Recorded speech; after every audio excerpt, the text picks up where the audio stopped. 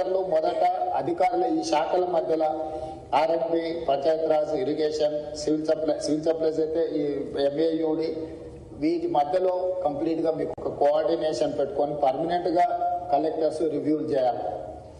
ఒక శాఖకు ఇంకొక శాఖకు మధ్యలో సమన్వయం లేకపోవడం వల్ల కూడా మనకు సమస్యలు ఎక్కువ అవుతున్నాయి. ఒక శాఖ పనులు చేసిపోయిన తర్వాత ఇంకొక శాఖ చేయడం వల్ల కూడా నష్టం జరుగుతుంది. ఎవరు ముందు చేయాలి, ఎవరు తర్వాత చేయాలి అనే దాన్ని కూడా మీకు ప్రణాళిక ఉండాలి. అదేవిధంగా ముఖ్యంగా ఈ చెరువుల నుంచి ఇన్ఫ్లోలు అవుట్ఫ్లోలు క్యాలిక్యులేట్ చేసుకోవాలి. అదేవిధంగా సిటీలో ఎక్కడైతే ఎంక్రోచ్మెంట్స్ ఉన్నాయో, ఎక్కడైతే నాలాలు ఉన్నాయో చెరువులకు వెళ్ళడానికి, వాటిని ఎక్కడైతే బాటిల్ నెక్స్ కబ్జాలకు లోనైనో ఖచ్చితంగా కబ్జాలను తొలగించాల్సిందే. ఎంత వారున్నా ఎవరున్నా ఆ విషయంలో కఠినంగా వ్యవహరించాల్సిందే. కబ్జాలు పెట్టేటోళ్ళు 10 మంది ఉంటే ఈ 10 మంది వల్ల 10,000 ఇళ్ళు కాలనీలలో నీట మునుగుతున్నాయి. వాళ్ళ జీవితకాలం కష్టపడి సంపాదించిందంతా టీవీలు, ఫ్రిడ్జులు, మంచాలు, పిల్లల చదువులు, పిల్లల సర్టిఫికెట్లు, వాళ్ళ సంపద మొత్తం నీళ్ళలో మునుగుతుంది. మనం ఏమిచ్చినా కూడా వాళ్ళకి అంత సహాయం చేయలేము. కాబట్టి దయచేసి ఈ విషయంలో అధికారులు స్పష్టతతో కూడుకున్న నిర్ణయాలు తీసుకొని ముందుకు వెళ్లాల్సిందే. ఇప్పుడు వరదలు తగ్గినాయి కాబట్టి ఇమ్మీడియట్ గా పారిశుద్ధ్య కార్యక్రమాలు పనులను ముందు ఇమ్మీడియట్ గా టేకప్ చేయాలి. మొత్తం ఎక్కడెక్కడైతే చెత్త పేరుకుపోయిందో చెత్త క్లీన్ చేయడంతో పాటు శానిటేషన్ పనులను కూడా మీరు తక్షణమే అడ్రస్ చేయాలి. మెడికల్ అండ్ హెల్త్ వాళ్ళు కానీ మిగతా డిపార్ట్మెంట్లు అందరూ కూడా కోఆర్డినేషన్ తోని మీరు అందరు కలిసి ముందుకు వెళ్లాల్సిందే. వీటన్నిటి రిలేట్ ఏవైతే నివేదికలు ఉన్నాయో డిజాస్టర్ మేనేజ్మెంట్ కి ఎప్పటికప్పుడు మీరు నివేదికలు పంపించండి. అదేవిధంగా గతంలోనే ప్రభుత్వం జీవోలు ఇచ్చింది. మనుషులు చచ్చిపోతే ఎవరు చచ్చిపోయినా 5 లక్షల రూపాయల నష్టపరిహారం ఇవ్వడానికి ప్రభుత్వం నిర్ణయం తీసుకున్నది. ఎక్కడెక్కడైతే హ్యూమన్ లాస్ ఉందో వాటన్నిటిని కూడా రికార్డ్ చేసి పోలీస్ అధికారులకు కూడా కమిషనర్స్ అండ్ పోలీస్ డిపార్ట్మెంట్ కూడా ఇన్స్ట్రక్షన్స్ ఇస్తున్నా అట్లా పోయిన వాళ్ళందరినీ ఇమ్మీడియట్ గా ఎఫ్ఐఆర్ చేయండి.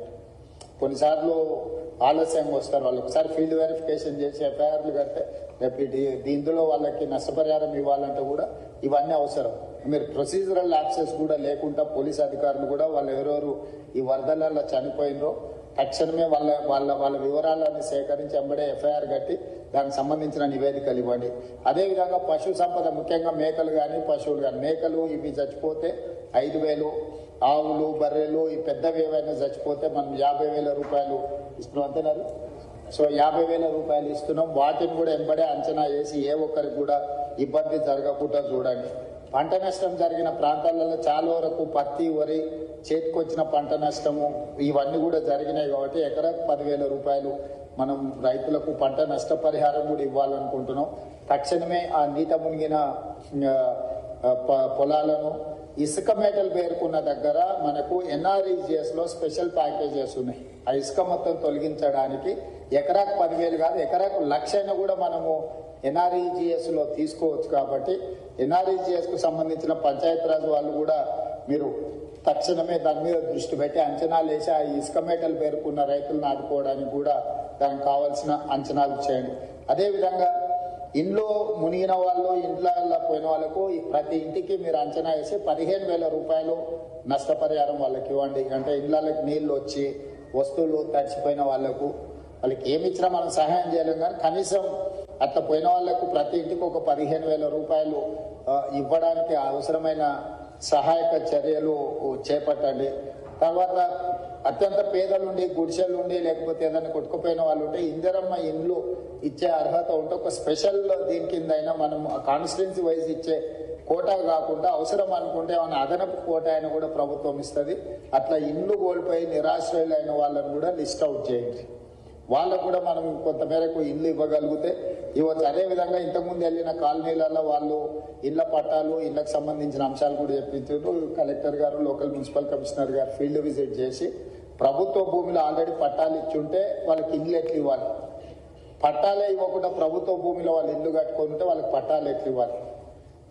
కొన్ని దగ్గరలో సికం ల్యాండ్లలో అప్రోచ్ అయిన చెరువులలో సికం ల్యాండ్లలో మనము పట్టాలు ఇవ్వడానికి కుదరదు. కాబట్టి ప్రత్యామ్నాయం ఏం చేయాలనో కూడా మీరు దాన్ని దృష్టిలో పెట్టుకొని చేసుకోవాలి. పర్టికులర్ గా Warangal municipal and irrigation department coordination missing. Immediate గా ఇన్ఛార్జ్ మినిస్టర్ గారు, సంబంధిత అధికారులు, మున్సిపల్ అండ్ ఇరిగేషన్ మినిస్టర్, ఈ మున్సిపల్ అండ్ ఇరిగేషన్ అధికారులు కూర్చొని కాంప్రహెన్సివ్ గా హన్మకొండ అండ్ వరంగల్ మొత్తానికి మీరు కాంప్రహెన్సివ్ ప్లాన్ చేసుకోవాలి. Warangal outer ring road inside ఏదైతే ఉందో, కోర్ అర్బన్ వరంగల్ ఏదైతే ఉందో, కోర్ అర్బన్ వరంగల్కి మీరు అండర్ గ్రౌండ్ డ్రైనేజ్ విషయంలో కానీ, రోడ్ల విషయంలో కానీ, మిగతా డెవలప్మెంటల్ ఇష్యూస్లో కంప్లీట్గా కాంప్రహెన్సివ్ ప్రణాళిక చేసుకోవాల్సింది. దీంట్లో భాగంగానే స్మార్ట్ సిటీలో మీకు కొన్ని నిధులు వచ్చినాయి. మీరు కొంత దూరం స్మార్ట్ సిటీలతో నిధులతో కట్టేసి అక్కడ వదిలేసేది. మీరు అట్లా వదలడం వల్ల ఇంకా పెద్ద సమస్యగా మారుతున్నారు.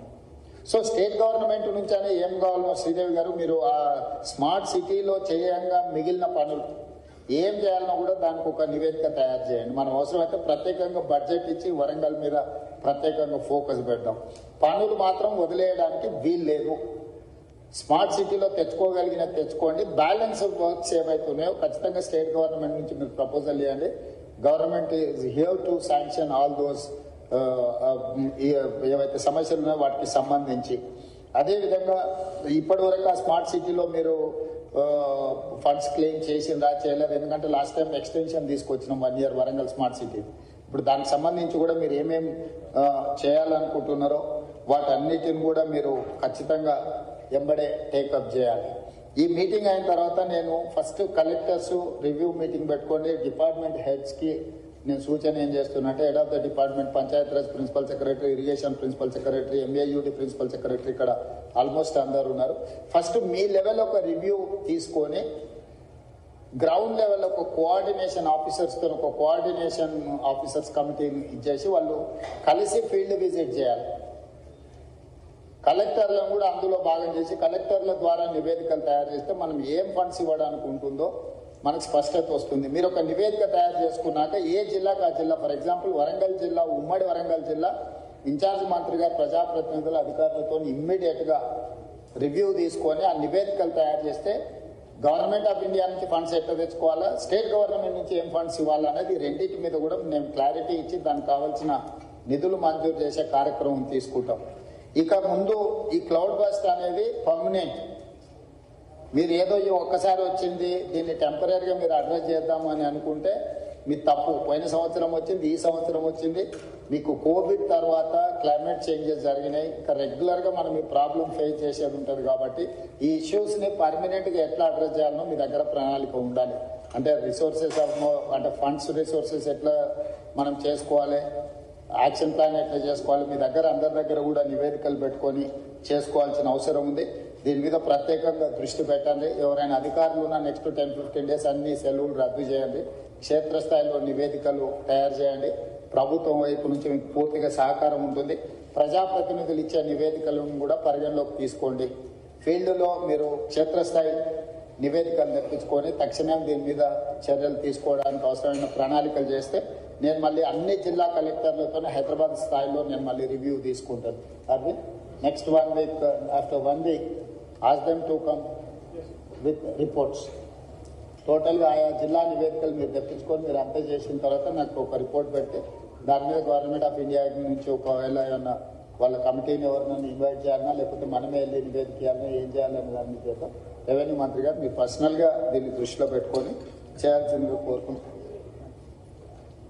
ఆర్ఎండ్బి అక్కపక్క నుంచి చెప్తుంది, ఆర్ఎండ్బిలో చాలా రోడ్లు డ్యామేజ్ అయినాయని.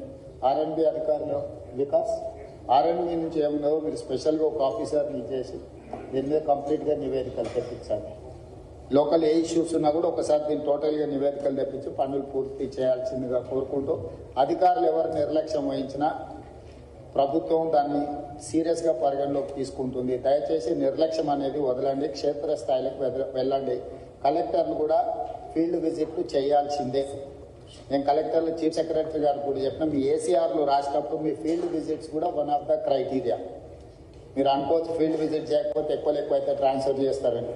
ట్రాన్స్ఫర్ చేయకుండా మీ వార్షిక నివేదికలలో కూడా మీరు ఎన్నిసార్లు ఫీల్డ్ విజిట్ చేసారు, ఎక్కడెక్కడికి వెళ్ళి ఎడ్యుకేషన్ ఇన్స్టిట్యూట్స్ ఎన్ని చేసారు, డిజాస్టర్లో ఎన్ని అడ్రస్ చేసారు, అన్నిటిని కలిపి దాన్ని కూడా ఒక బెంచ్ మార్క్గా ప్రభుత్వం పరిగణిస్తుంది. దయచేసి ఈ అంశాలను అన్నిటిని కూడా దృష్టిలో పెట్టుకొని ఇప్పటివరకు బాగా పనిచేసిన అధికారులను